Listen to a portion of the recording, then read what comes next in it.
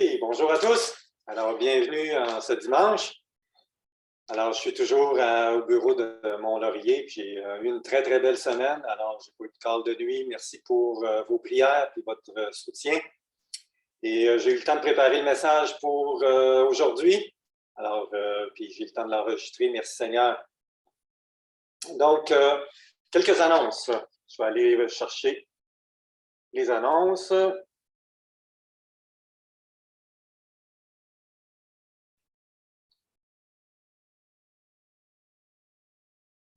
Voilà.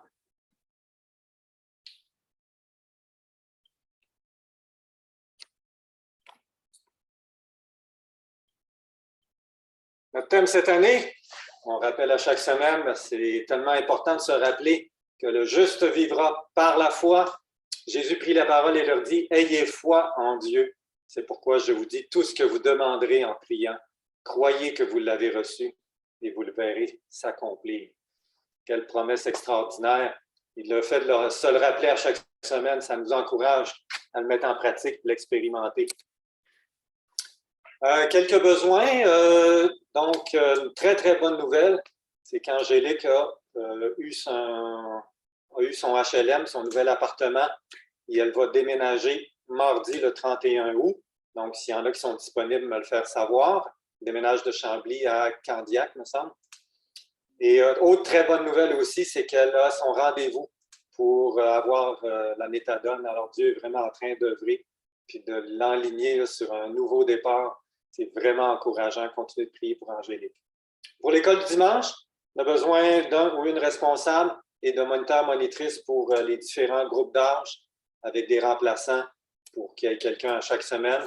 Alors, continuons de prier pour que les familles reviennent, mais en même temps qu'on prie, on doit préparer leur arrivée. Puis quand ils vont arriver, il faut qu'on soit prêts. Alors, je vous invite à considérer sérieusement de participer à une classe d'école du dimanche pour cette année. Alors, pour notre épluchette et concert de prière à l'église de Vaudreuil le 28 août, vous avez l'horaire affiché. Donc, l'épluchette, présentation de la vision et prière et chant. La vision va être disponible pour le visionner sur Zoom pour ceux qui ne pourront pas être présents. Et il y a un temps de prière après ça de 18h30 à 19h30. On va avoir une pause pour permettre à ceux qui ont leurs enfants présents de pouvoir rentrer chez eux et aller les coucher, les préparer pour les coucher. Et il y a une deuxième partie pour ceux qui vont vouloir rester. Donc, il y a une garderie qui va être organisée. Il va y avoir 3 groupes d'âge pour les 0 à 9 ans et qui va être disponible de 18h à 19h30. Concernant les pluchettes, il y a 3 épis qui sont prévus par personne. Et si vous voulez apporter quelque chose pour compléter votre repas, et vous devez apporter vos breuvages, apporter vos chaises, évidemment. Donc, les pluchettes vont être à l'extérieur, mais la présentation de la vision et le temps de prière va être à l'intérieur, donc dimanche le 28 août. N'oublions pas la crise ukrainienne. Continuons de prier pour cette nation, pour le peuple, afin qu'il se tourne vraiment vers Dieu. Et nos frères et sœurs missionnaires en Pologne continuent de les aider. Ils ont toujours besoin de soutien pour donner de l'aide. Donc, vous pouvez donner au site Internet qui est mentionné là. Et on considère d'accueillir une famille réfugiée. Donc, si vous voulez, vous êtes intéressé de participer à aider d'une façon ou d'une autre, communiquez avec moi.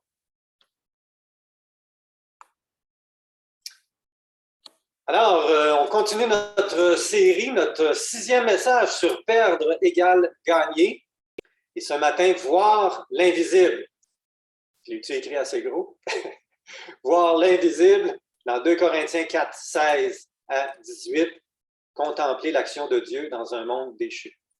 Alors, je vais demander aux enfants de descendre en bas. Puis, si vous voulez bien, on va prier. Donc, les enfants, vous pouvez descendre maintenant. Et avant d'aller dans la parole de Dieu, bien, vous savez bien, on va pencher notre tête, puis demander au Seigneur que sa parole vienne porter son fruit dans nos cœurs. Père bien-aimé, c'est une bénédiction de t'appartenir, d'être tes enfants et d'être instruit dans ta parole. Seigneur, on te demande pardon parce qu'on est souvent négligent, pas fidèle, incrédule. Seigneur, viens au secours de notre faiblesse. Pardonne-nous, Seigneur, puis remplis-nous de ton Saint-Esprit. On est tellement dépendants de toi pour que ta parole porte son fruit dans nos cœurs.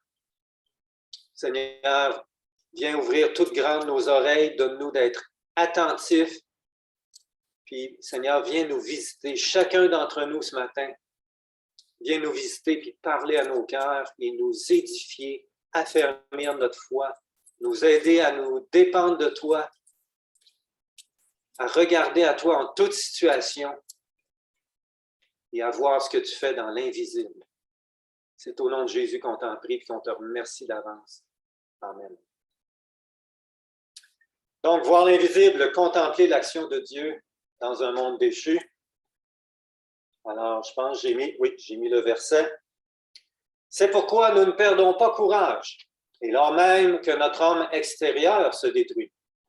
Notre homme intérieur se renouvelle de jour en jour. Car nos légères afflictions du moment présent produisent pour nous, au-delà de toute mesure, un poids éternel de gloire. Parce que nous regardons non point aux choses visibles, mais à celles qui sont invisibles. Car les choses visibles sont passagères et les invisibles sont éternelles. Si vous permettez, je vais enlever le PowerPoint. Voilà. Voir l'invisible, ça paraît contradictoire, vous ne trouvez pas? C'est invisible, c'est justement parce qu'on ne peut pas le voir. Mais Dieu agit très souvent dans l'invisible. Et à moins d'être éclairé par le Saint-Esprit, on a une perspective qui est très partielle et souvent faussée de ce qui se passe. As-tu déjà appris une nouvelle et tu t'es dit, coudonc, qu'est-ce qu'il fait Dieu? Ou tu vis une situation difficile et tu te poses la même question, il fait quoi là? Tu es troublé, tu ne comprends pas, ta confiance en Dieu est ébranlée. J'aimerais qu'on réalise ensemble. On a ce genre de réaction, puis parfois des jugements sur Dieu, alors qu'on ne comprend pas qu'est-ce qu'il fait, parce qu'on est habitué à regarder aux choses visibles. Tandis que Dieu, très souvent, travaille dans l'invisible. Déjà, il y a 2 semaines, je vous disais que Dieu travaille à briser la confiance qu'on a en nous-mêmes dans notre chair. Ça, c'est un travail que Dieu fait dans l'invisible. Et si on n'en a pas conscience, eh bien, on ne comprend pas qu'est-ce qu'il fait. On a plusieurs histoires dans la Bible qui présentent une situation qui paraît totalement désespérée et qui illustre très bien le fait que Dieu travaille dans l'invisible. On lit dans le récit du prophète Élisée. La ville où il se trouvait était entourée par une forte troupe de l'armée syrienne. Et là, le serviteur d'Élisée voit tout l'ennemi qui les entoure et qui cernait la ville. Et il dit à Élisée, « Ah, mon Seigneur, comment ferons-nous? » Il répondit, Élisée répond, « Ne crains point, car ceux qui sont avec nous sont en plus grand nombre que ceux qui sont avec eux. » Élisée pria et dit, « Éternel, ouvre ses yeux pour qu'il voie. » Et l'Éternel ouvrit les yeux du serviteur qui vit la montagne pleine de chevaux et de chars de feu autour d'Élisée.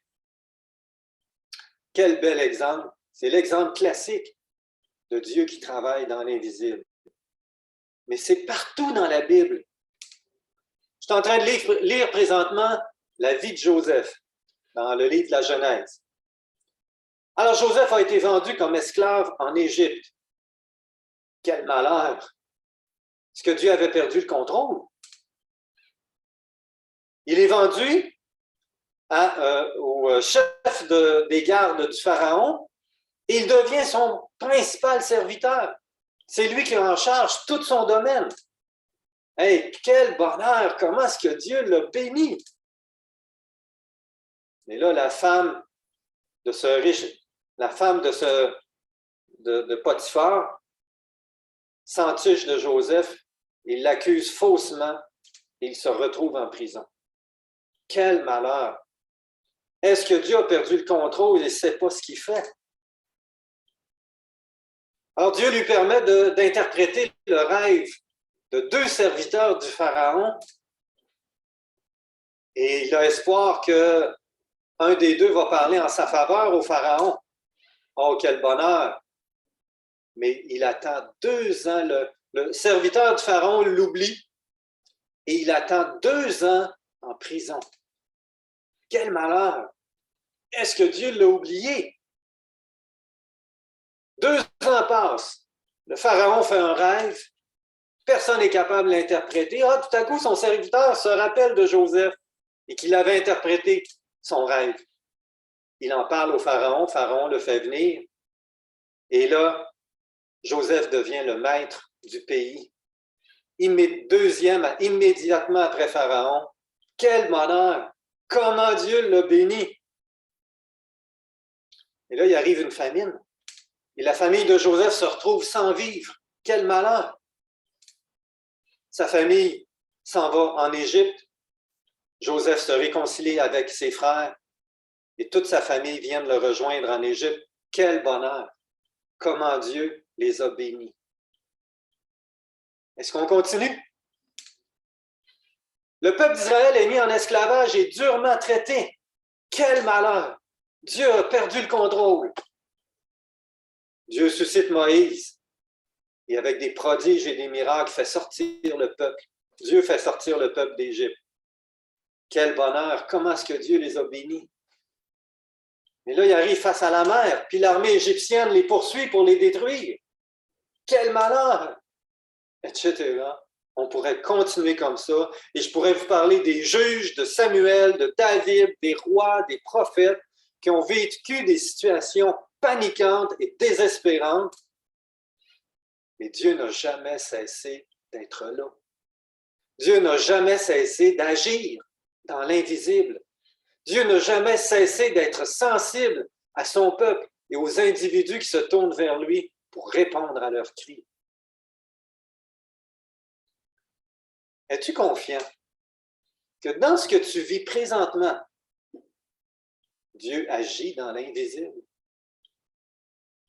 Ou est-ce que tu te laisses influencer uniquement par ce que tu vois, par ce qui est visible? Dans cette 2e lettre aux Corinthiens, l'apôtre Paul écrit qu'il a passé par des choses vraiment difficiles et parfois désespérantes. On va lire quelques passages. Alors, dans 2 Corinthiens, on va aller au chapitre 1, versets 8 et 9.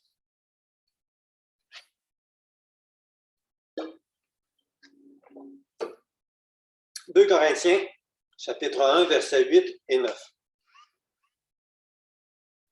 Au sujet de la tribulation qui nous est survenue en Asie, nous avons été excessivement accablés, au-delà de nos forces. C'est excessivement ça. De telle sorte que nous désespérions même de conserver la vie. Et nous regardions comme certains notre arrêt de mort. Boy, pas à peu près ça. Chapitre 7, verset 5. Chapitre 7, verset 5. Car depuis notre arrivée en Macédoine, notre chair n'eut aucun repos. Nous étions affligés de toute manière, lutte au dehors, crainte au dedans. Chapitre 11, versets 23 à 27. 11, 23. Et là, dans ce passage, il fait toute une liste. Par les coups, bien plus. Par les emprisonnements, bien plus. Souvent en danger de mort. 5 fois, j'ai reçu des Juifs, 40 coups moins 1. Pas 1, pas 2, 5 fois. 3 fois, j'ai été battu de verge. 1 fois, j'ai été lapidé. 3 fois, j'ai fait naufrage. Et ça, c'est à part la fois qu'on lit à la fin du livre des Actes quand il se rendait à Rome. J'ai passé 1 jour et 1 nuit dans la mer. Fréquemment en voyage, j'ai été en péril sur les fleuves. en péril de la part des brigands, en péril de la part de ceux de ma nation, en péril de la part des païens, en péril dans les villes, en péril dans les déserts, en péril sur la mer, en péril parmi les faux frères.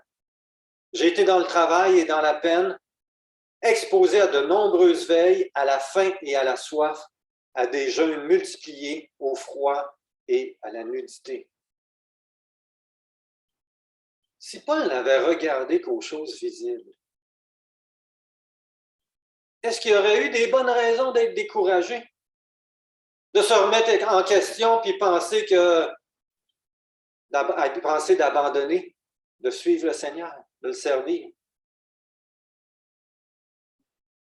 Alors, en réalisant le contexte dans lequel Paul écrit, on peut mieux saisir la couleur de ce qu'il affirme quand il parle de la puissance de Dieu qui agit dans l'invisible. Paul, il savait de quoi il parlait. Lisons au chapitre 4, les versets 7 à 11. Chapitre 4, versets 7 à 11. Nous portons ce trésor. Il parle ici de la puissance de l'Évangile pour faire naître de nouveau et transformer une vie. Nous portons ce trésor dans des vases de terre, c'est-à-dire nos corps, qui comparent à des vases de terre modelés par Dieu, des vases de peu de valeur, afin que cette grande puissance soit attribuée à Dieu et non pas à nous. Nous sommes pressés de toute manière, mais non réduits à l'extrémité. Dans la détresse, mais non dans le désespoir.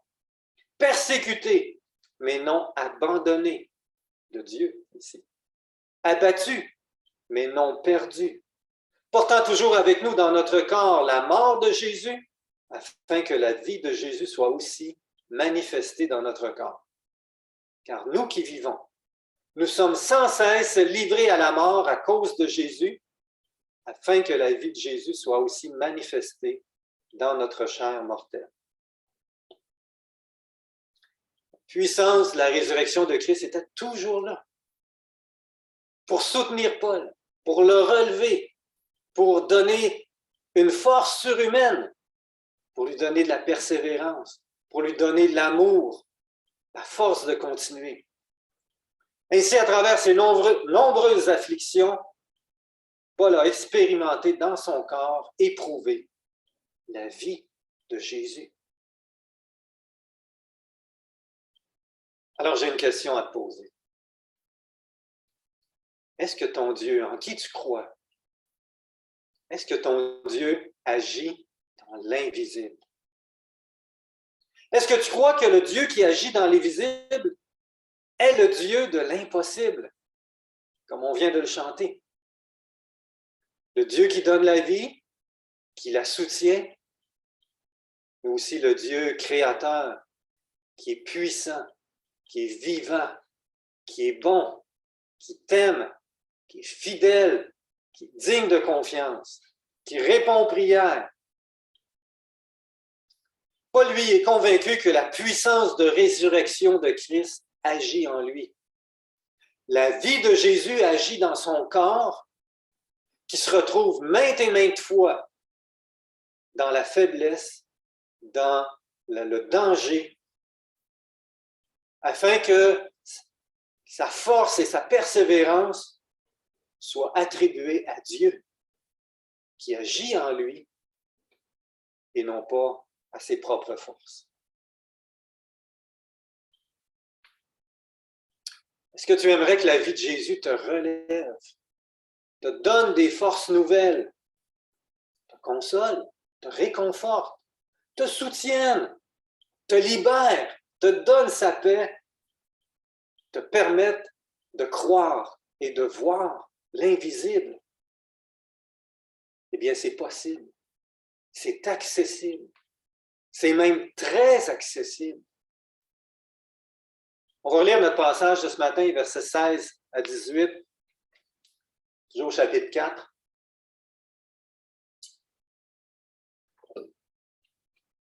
C'est pourquoi nous ne perdons pas courage. Et lors même que notre homme extérieur se détruit, notre homme intérieur se renouvelle de jour en jour. Car nos légères afflictions du moment présent produisent pour nous, au-delà de toute mesure, un poids éternel de gloire, parce que nous regardons non point aux choses visibles, mais à celles qui sont invisibles. Car les choses visibles sont passagères et les invisibles sont éternelles. On va voir deux points très ce matin. D'abord, ne pas perdre courage. Et deuxièmement, voir les choses invisibles. Ne pas perdre courage.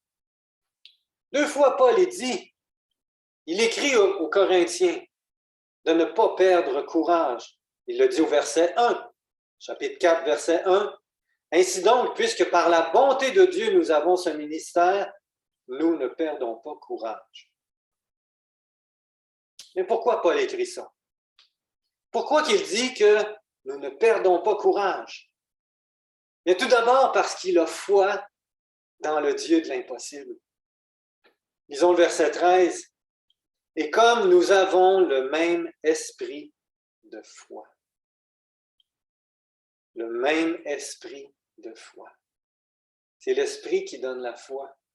Et c'est la foi qui nous relève, qui nous fortifie, qui nous accorde par la grâce de Dieu tout ce qu'on a besoin. Alors Paul, il continue. Nous avons le même esprit de foi que celui exprimé dans cette parole de l'Écriture. J'ai cru, c'est pourquoi j'ai parlé, nous aussi nous croyons. Et c'est pour cela que nous parlons. Dans le contexte, ce que Paul dit, c'est qu'il persévère malgré les afflictions à annoncer l'Évangile parce qu'il a foi dans le Dieu de l'impossible. Alors nous avons foi en un Dieu qui est grand, qui est fort, qui est puissant, qui aime ses enfants et qui en prend soin, qui répond aux prières, qui est digne de confiance.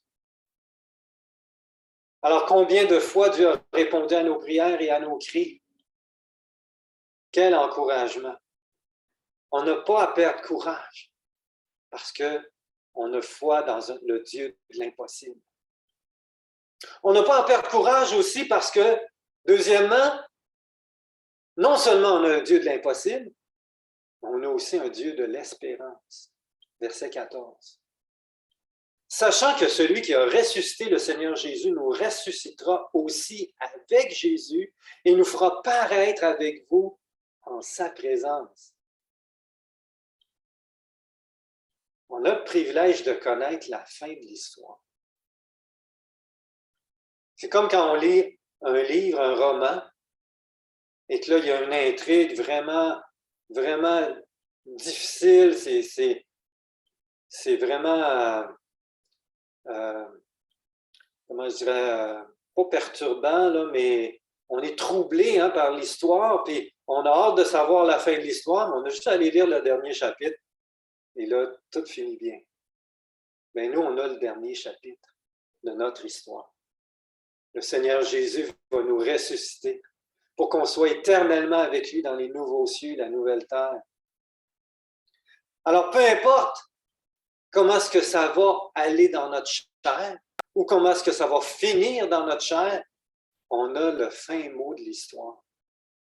On sait que le Seigneur Jésus va venir nous chercher et qu'on va être ressuscité dans un corps glorifié comme le Seigneur Jésus lui-même a reçu et qu'on va être pour toujours avec lui. On a un Dieu de l'espérance. Alors, notre vie ici-bas n'est pas une fin en soi.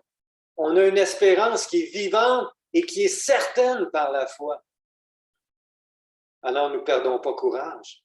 Nous ne perdons pas courage parce qu'on a foi dans un Dieu de l'impossible, on a un Dieu de l'espérance et parce qu'on a un Dieu de grâce qui fait multiplier la grâce au verset 15. Car tout cela arrive à cause de vous, afin que la grâce, en se multipliant, fasse abonder à la gloire de Dieu les actions de grâce d'un plus grand nombre. Paul ici dit qu'on a un Dieu qui travaille dans l'invisible, qui permet des situations, qui permet des obstacles, qui permet des afflictions et qui vont servir à communiquer sa grâce pour que d'autres viennent à connaître la puissance du Seigneur Jésus, qu'ils connaissent la grâce du Seigneur Jésus, qu'ils soient sauvés aussi, qu'ils soient transformés aussi, qu'ils connaissent le Dieu qui agit dans l'invisible. Donc, cette grâce en ce Dieu qui utilise toutes circonstances pour que cette grâce se répande en se multipliant, eh bien, à la gloire de Dieu, elle fait qu'il y a un plus grand nombre qui abondent des actions de grâce envers Dieu pour sa gloire. Donc, l'Évangile se répand avec l'assurance qu'il n'y a plus aucune condamnation pour ceux qui sont en Jésus-Christ. On est sous la grâce. Wow! Alors, combien de fois une épreuve nous a conduit à témoigner de ce que Dieu fait, ou nous a fait rencontrer des gens qu'on n'aurait pas rencontrés autrement et qui nous a permis de leur apporter la parole de grâce. Alors, pourquoi ne pas perdre courage? Mais parce qu'on a un Dieu de l'impossible qui est digne de confiance. On a un Dieu de l'espérance. On a un Dieu de grâce qui se sert de nous pour faire multiplier la grâce en la faisant connaître. Alors voilà pourquoi Paul écrit « Nous ne perdons pas courage ». Alors même si son corps en arrache, mais ce n'est pas la fin du monde.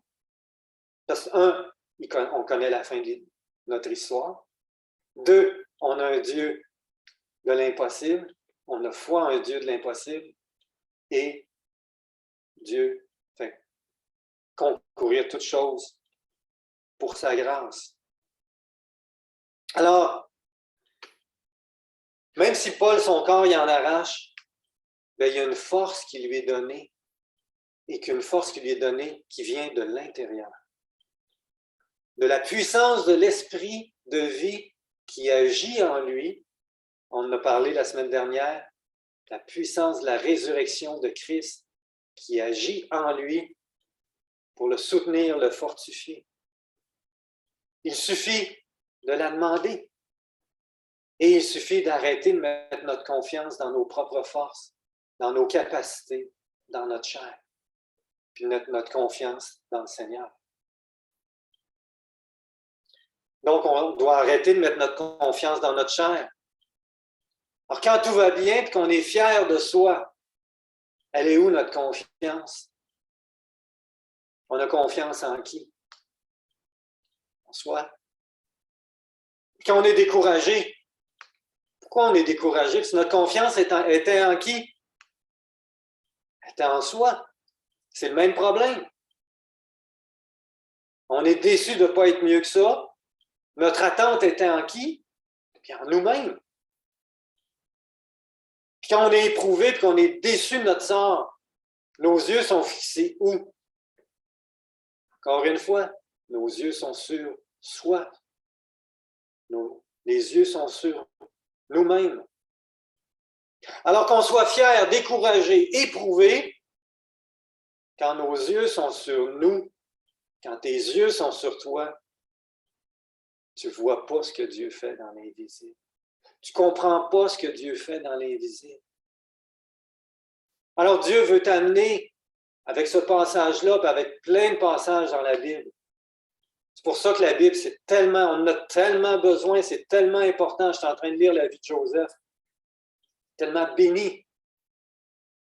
Alors, pour qu'on voit qu'est-ce que Dieu fait dans l'invisible, pour détourner nos yeux sur nous-mêmes et les porter sur ce que Dieu accomplit, sur qu'est-ce qu'il fait dans l'invisible.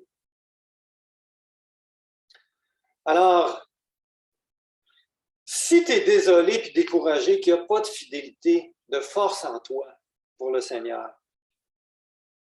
mais ce n'est pas étonnant parce qu'il n'y a pas de vraie fidélité et de force pour le Seigneur dans la chair. Alors même si tu te dis, attache-toi au Seigneur, lis ta Bible, prie, fréquente l'Église, puis tu ne te sens pas capable de ça, ça ne te tente plus, c'est sûr. Il n'y a pas de fidélité, il n'y a pas de force dans la chair. Sont où tes yeux? Est où ta confiance? Dans le visible ou dans le Dieu qui agit dans l'invisible. C'est Dieu qui produit le vouloir et le faire. Alors, qu'est-ce qu'on fait? Mais on va à Dieu. Puis on lui demande avec foi, Seigneur, je te demande pardon. Mes yeux étaient fixés sur moi, j'étais centré sur moi-même. Pardonne-moi de ne pas t'aimer plus que ça. Transforme mon cœur, donne-moi ton amour pour toi. Remplis-moi de ton Saint-Esprit, je te donne ma vie, Seigneur. Et fais que ton esprit me conduise et me donne de voir ce que toi tu accomplis, ce que tu fais dans l'invisible. Me donne de te faire confiance puis de te suivre avec confiance. Deuxième exemple, tu es éprouvé dans ton corps ou dans tes finances ou dans ta famille, dans un autre domaine et tu te plains de ton sort. Tu es laissé à toi-même et pauvre de moi. Et tu as beau dire ou d'autres te disent, prie, fais confiance à Dieu, réjouis-toi dans le Seigneur. Mais toi, tu dis, je ne suis pas capable. J'en ai pas la force. Je suis découragé. Et tu es centré sur toi-même en te plaignant de ton sort, une pauvre victime. C'est sûr qu'il n'y a pas ni force spirituelle, ni soutien dans la chair. Il n'y en a pas. Alors arrête d'en chercher là. Il n'y en a pas là. C'est Dieu par son esprit qui renouvelle nos forces et nous soutient dans l'épreuve, quelle qu'elle soit. Comment on fait ça? C'est tellement simple. C'est tellement simple, ça en est déconcertant, puis souvent on ne le croit pas. On va à Dieu et sincèrement, honnêtement, on lui demande, Seigneur, pardonne-moi de me décourager, d'être centré sur moi-même, de me plaindre de mon sort. Transforme mon cœur puis donne-moi ta force, ton soutien. Remplis-moi de ton Saint-Esprit. Et dans ma détresse, remplis mon cœur de ta joie, la joie de te connaître, la joie de t'appartenir, l'espérance de la vie éternelle. Je te donne ma vie, puis conduis-moi en cette journée par ton esprit à faire ta volonté et à te glorifier. On va relire le verset 16 à 18. C'est tellement beau ce que Paul écrit là. Tellement encourageant. C'est pourquoi nous ne perdons pas courage. Et lors même que notre homme extérieur se détruit, notre homme intérieur se renouvelle de jour en jour. Nos légères afflictions du moment présent produisent pour nous, au-delà de toute mesure, un poids éternel de gloire, parce que nous regardons non point aux choses visibles, mais à celles qui sont invisibles. Alors, les choses visibles sont passagères et les invisibles sont éternelles. Deuxième point, les choses invisibles. Qu'est-ce que Dieu fait? Qu'est-ce que Dieu est en train de faire présentement? Il ne t'a pas abandonné, ça c'est certain, il a promis de ne jamais t'abandonner. Alors qu'est-ce que Dieu fait? Il travaille dans l'invisible parce que les choses invisibles sont éternelles. Alors, qu'est-ce qu'il fait Dieu? On va en reviser quelques-unes. On a déjà parlé qu'il travaille pour qu'on cesse de mettre notre confiance dans nous-mêmes, dans notre chair. À travers le brisement, il doit te montrer ce que la chair est capable de désespérant. Ou il va te montrer, si tu as mis ta confiance dans un autre homme, c'est-à-dire toute ta confiance dans un autre homme ou une autre personne, eh bien, il va te décourager. Il va te montrer que mettre la confiance dans un autre homme, ce n'est qu'un homme. Donc, Dieu travaille à briser la confiance qu'on met dans la chair, la nôtre ou celle de quelqu'un d'autre.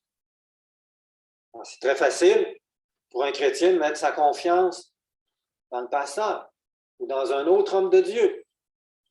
mais c'est un homme qui est aussi faillible. Et quand il y a une déception, eh bien, il y a des gens qui décrochent. Mais était où leur confiance? Leurs yeux étaient où?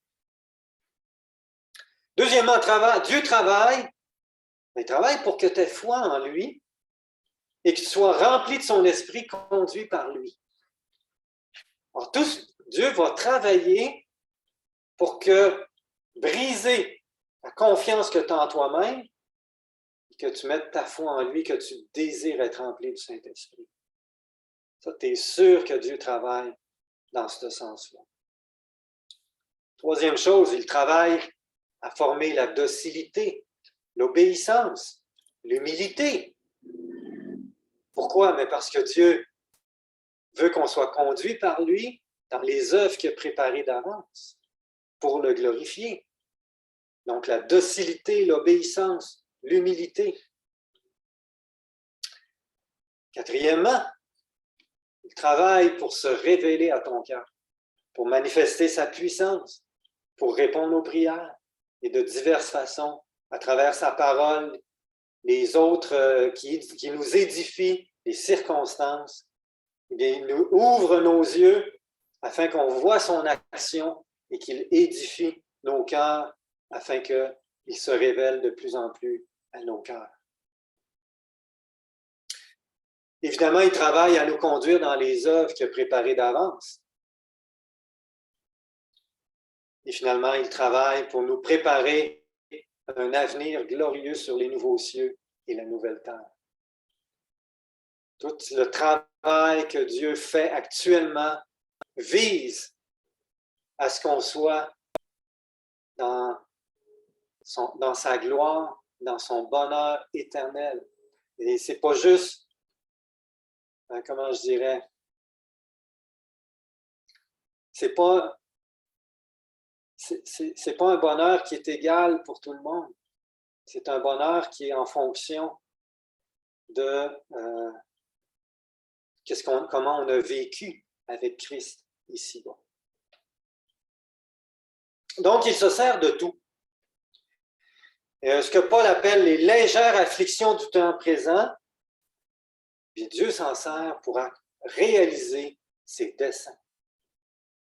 Alors, tandis que nous, dans l'affliction, on pense que Dieu ne fait rien, qu'il nous a peut-être même abandonnés, mais c'est tout le contraire.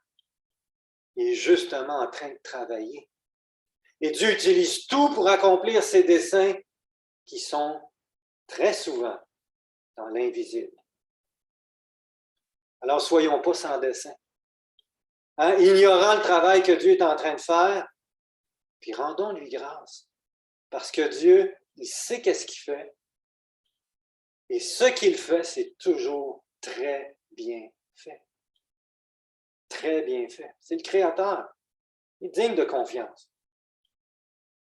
Alors, quand on réagit dans notre incrédulité, puis dans notre chair, puis qu'on « Ah, je suis tanné, je suis découragé, je suis sans force, puis ça m'arrive. »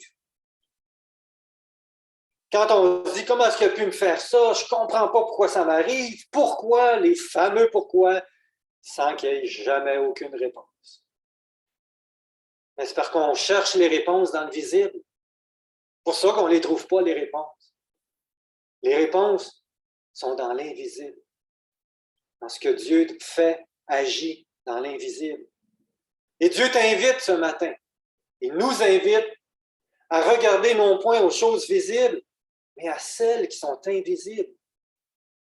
Brisement, la foi, docilité, humilité, l'obéissance, se révéler, se manifester, nous conduire dans ses œuvres, nous faire découvrir la vie de Christ qui agit en nous.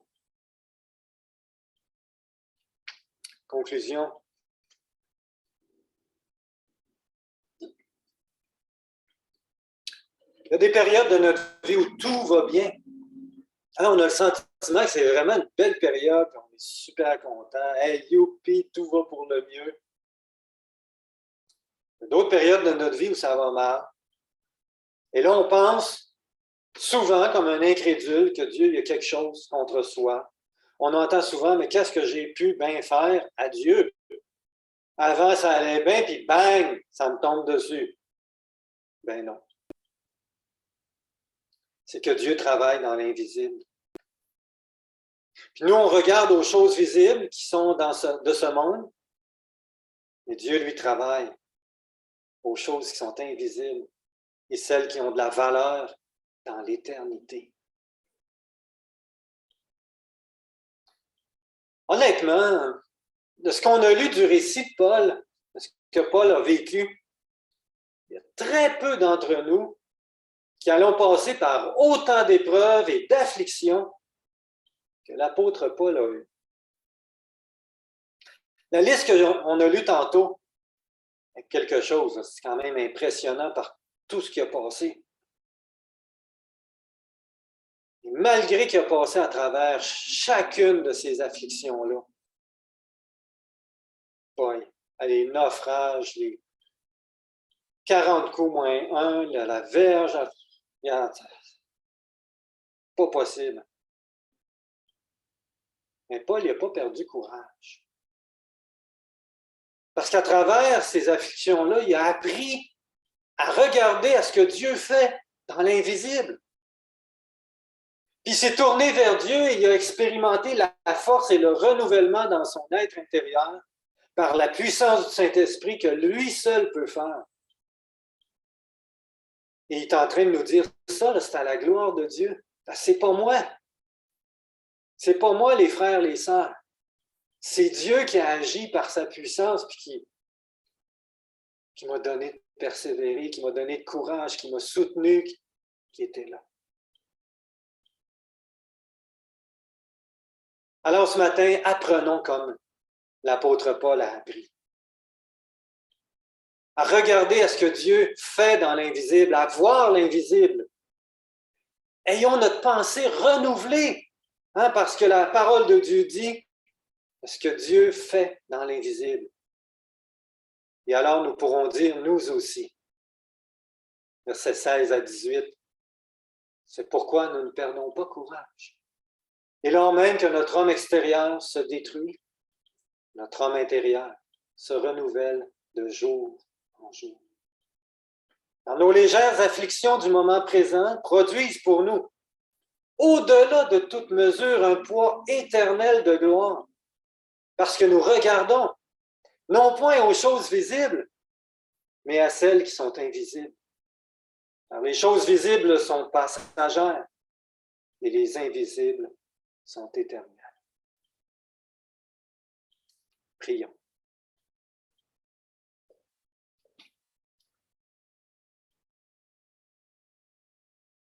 Prenons un petit moment de silence juste avant de prier, pour méditer ce qu'on vient d'entendre.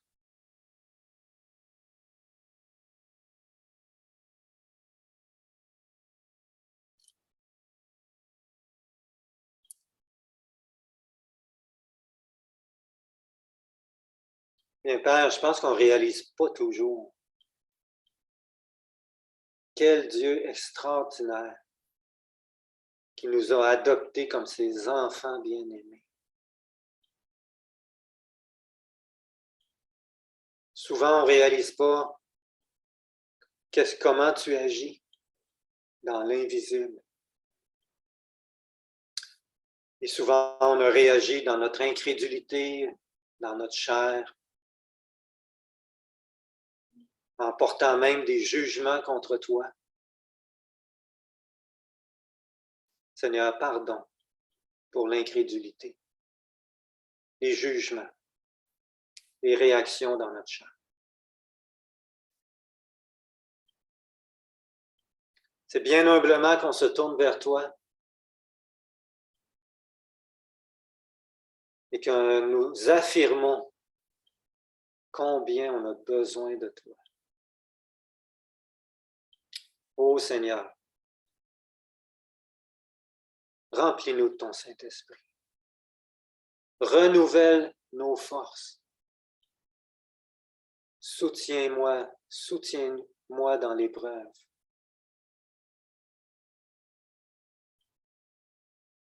Donne-moi de voir ce que tu fais dans l'invisible. Fortifie ma foi. Donne-moi faim et soif de ta parole et de te connaître. Donne-moi d'avoir foi de comment tu agis au travers de l'épreuve pour me transformer. Et pour que ta grâce se fasse connaître et soit connue de d'autres. Ô Seigneur Jésus, la meilleure chose que je peux faire, c'est te donner ma vie et te demander de me conduire par ton esprit. Seigneur, viens me transformer et te glorifier dans ma vie. Autant dans les afflictions, dans les épreuves, que dans les joies, les bénédictions et dans les œuvres que tu as préparées d'avance. Seigneur, donne-moi de voir qu'est-ce que tu fais, les œuvres que tu prépares pour moi et de répondre avec foi. Seigneur, me voici. Au nom de Jésus. Amen. Eh bien, sur ce, je vous laisse. Bon dimanche à chacun d'entre vous et bonne semaine à tous. J'encourage, persévérer, faire cette prière-là ou ce genre de prière-là à chaque matin. Que Dieu vous bénisse. Bye bye.